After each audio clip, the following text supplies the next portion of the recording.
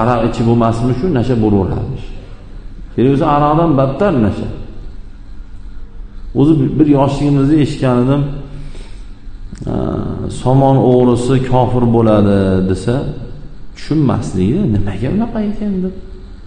Nimaga iminda bitta somon gapirilgan ekan desa, buni keyin o'zim o'ylab ko'rdim-da. Pul o'g'irlayotgan, velosiped o'g'irlayotgan, mashinani o'g'irlayotgan, o'g'irlik deb qiladi. Somon o'g'risi bo'laveradi deb qiladi. Haromda bo'laveradi deyish insonni iymondan ayirib qo'yadi-da. Yana shunaqa gap bor ekan. O kuni bitta odam aytib qoldi, "Yo'q, bu shunaqa gap bormi?" desam, "Bor." O kuni ham endi 3-4 yil bo'ldi shekilli, o'sha yaqin deyapti. Ashqova o'g'irlab yeyish savob degan deydiganlar bor ekan. Keyin men aytdim, chunki o'zi bilan ashqovoda. Ashqovolik uchun shu gapni gapiradi. Ehtiyot bo'linglar.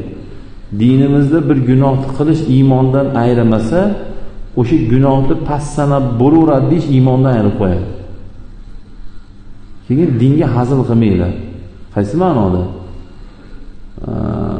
Hozir kuldigu desangiz, o'zi ashqo odam bo'lmasa o'sha gapni gapiradi. Ashqo o'g'illar yeyish halol deydimi ashqo bo'lmasa? Bizda kallasi ishlamaydigan odamni ashqo miya deydi.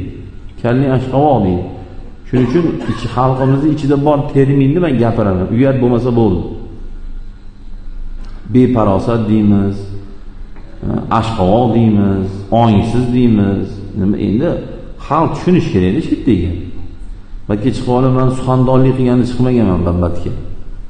Bat suxandonlik qiladigan joy emas. Sizlar shuncha kelgan qavm shu bugungi tema haqida ma'lumot olib, tushunib, shunga amal qilib ketishlaring biz orzuyimiz. Balki chiqib olib men o'zimni suxandonligimni 20 minut hamda sanolarda arabiy o'qib shuna bildirgani chiqmaganman batga. Ben batga sizlarga o'sha musulmonlar idorasidan kelgan mavzuni shunday oson bir tushuntirish uchun suhbat qilgani chiqqanmiz.